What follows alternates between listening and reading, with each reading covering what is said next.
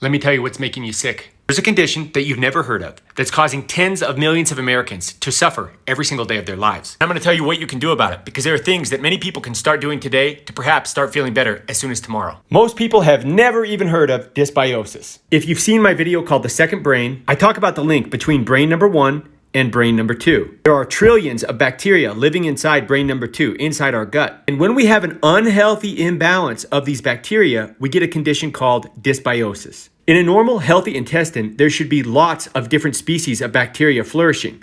With dysbiosis, there's much less bacteria diversity, and this is causing our healthy bacteria to struggle. When we have a healthy microbiome, our beneficial bacteria are thriving. This leads to lower fat deposition and improved metabolic function. Importantly, it also leads to lower inflammation.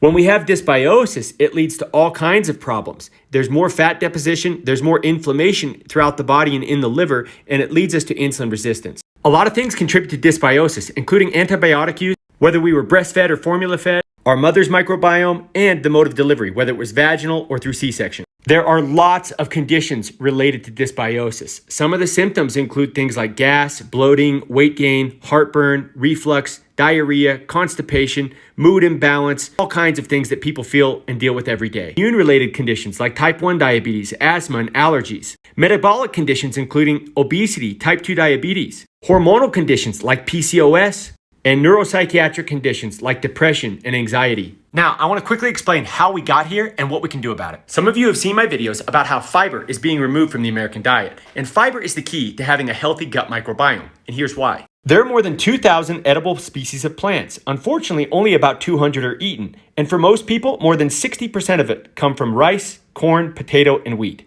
Dietary fiber is not digestible and not accessible to human enzymes. However, the bacteria living in our gut produce tens of thousands of enzymes for the fermentation of that fiber. Fermentation of those fibers produce something called short-chain fatty acids. These short-chain fatty acids help regulate blood sugar, they lower cholesterol, they can regulate appetite, they really can help suppress fat accumulation, and they're also wonderful for our brain. Now, if the goal is to improve our gut health, what can we do about it? Some experts have suggested we need to eat 30 different plant foods per week, diversity being the key. And in the book Fiber Fueled, they talk about how every time we go shopping, we should be thinking diversity of plants. When we eat breakfast or another meal, we should be thinking diversity of plants. If we're having the same oats for breakfast every day, we need to be thinking diversity of plants and change it up from time to time. By simply consuming diverse types of fiber, we can drastically improve our microbiome's health.